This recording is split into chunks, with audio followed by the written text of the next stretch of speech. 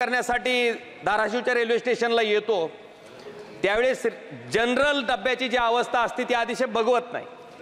म्हणजे त्याच्या बाबतीत नेमकं माणसंच प्रवास करतात का जनावर प्रवास करतात अशी अवस्था त्या जनरल डब्याची झालेली आहे। महात्मा गांधीजींनी जनरल डब्यामधल्या एखाद्या माणसाला जर बाथरूमला जायचं असेल तर अर्धा तास त्याला राहिलेल्या ठिकाणापासून निघावं लागतं, तेव्हा त्याची बरोबर अर्धा तासानं तो त्या इच्छित स्थळी पोहोचतो।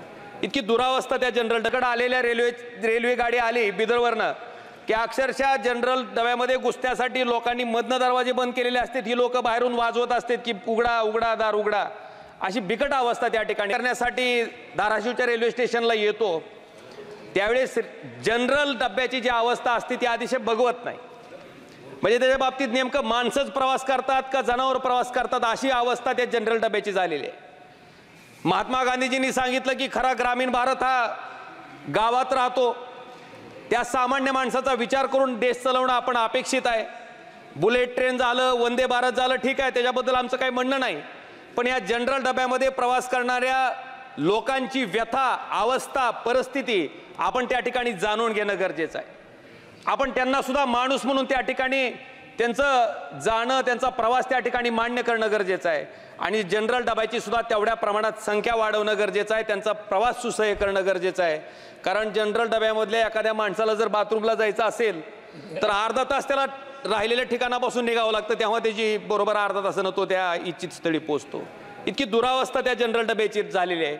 माझ्याकडे आलेल्या रेल्वे गाडी आली बिदरवरनं की अक्षरशः जनरल डब्यामध्ये घुसण्यासाठी लोकांनी मधनं दरवाजे बंद केलेले असतात, ही लोक बाहेरून वाजवत असतात की उघडा उघडा दार उघडा, अशी बिकट अवस्था त्या ठिकाणी झालेली आहे। त्याच्यामुळं निश्चित वंदे भारत करा, बुलेट ट्रेन करा, त्याच्याबद्दल आमचं काही म्हणणं नाही, पण त्याचबरोबर ह्या सामान्य माणसाच्या जगण्याला सुद्धा ज्याच्यामध्ये भारत देशातील फार मोठी लोकसंख्या कव्हर होते त्या माणसाचं जगणं सुद्धा जनरल डब्यामध्ये संख्या वाढवून किंवा त्याच्यात बाबतीत काही इम्प्रूव्हमेंट करून आपण त्याचं जीवनसुद्धा प्रवासाचं सुसह्य करावं, ही सुद्धा विनंती मी आपल्या माध्यमातून सन्माननीय रेल्वे मंत्री महोदयांना करतोय। सभापती महोदय, आपण बघितलं असेल अपंग असतील, ज्येष्ठ नागरिक असतील, पत्रकार असतील, यांना रेल्वेच्या प्रवासात पूर्वी सूट होती। अचानक कोरोनाच्या नंतर ती सूट आपण त्या ठिकाणी बंद केली। बंद झाल्याच्या नंतर आम्ही अनेक वेळेस, मी मागच्याही टर्मला होतो, मागच्याही टर्ममध्ये अनेक वेळेस या सभागृहाच्या माध्यमातून सन्माननीय रेल्वे मंत्री महोदयांना भेटून सुद्धा मागणी केली की ही जी सूट होती अपंग, ज्येष्ठ नागरिक आणि पत्रकार बांधवांना प्रवासातली रेल्वेच्या, ती सूट त्या ठिकाणी पूर्ववत प्रमाणे त्या ठिकाणी चालू ठेवावी, ही सुद्धा मागणी मी आपल्या माध्यमातून सन्माननीय रेल्वे मंत्री महोदयांना करतोय। लातूरची एक रेल्वे फॅक्टरी आहे, प्रत्येक निवडणुकीचं वर्ष आलं की त्या फॅक्टरीचं उद्घाटन होतंय। आता मला वाटतं दुसरी वेळ आहे या फॅक्टरीचं उद्घाटन व्हायची, पण अजूनपर्यंत त्या लातूरच्या कोच फॅक्टरीमधून तयार झालेला डबा काय बाहेर पडलेला नाही अजून। उद्घाटन मात्र 2 वेळेस झालंय।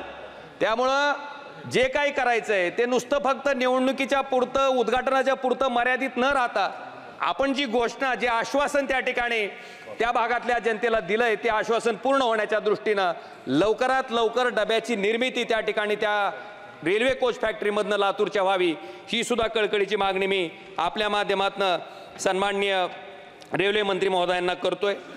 सभापती महोदय, आपण बघितलं असेल आमच्याकडं पूर्वी नॅरो गेज होतं, ब्रिटिशाच्या काळापासून रेल्वे मार्ग होता, त्या नॅरो गेजचं रूपांतर त्या ठिकाणी ब्रॉड गेजमध्ये झालं। ब्रॉड गेजमध्ये रूपांतर झाल्याच्या नंतर मी रेल्वे विभागाच्या बऱ्याचशा अधिकाऱ्याला विनंती केली की बाबा तुमची जमीन नेमकी कुठपर्यंत आहे, त्याच्या मालकीच्या हक्काच्या बाबतीत तुमच्याकडे काय कागदपत्र आहेत ते संबंधित शेतकऱ्यांना द्या, कारण मतदारसंघातले शेतकरी त्या दोन्ही बाजूचे कायमस्वरूपी माझ्याकडे येत राहतात की रेल्वेवाले येतात, एक खुंटा गाडून जाते आणि म्हणते चला आमची जमीन इथूनच आहे।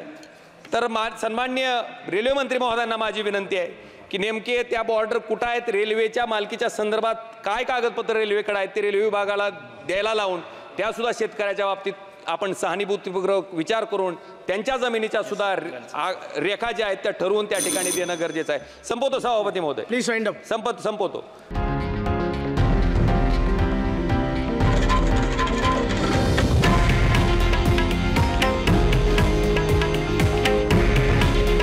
हे आहे देशातील नंबर 1 न्यूज नेटवर्क आणि आपण पाहत आहात TV9 मराठी।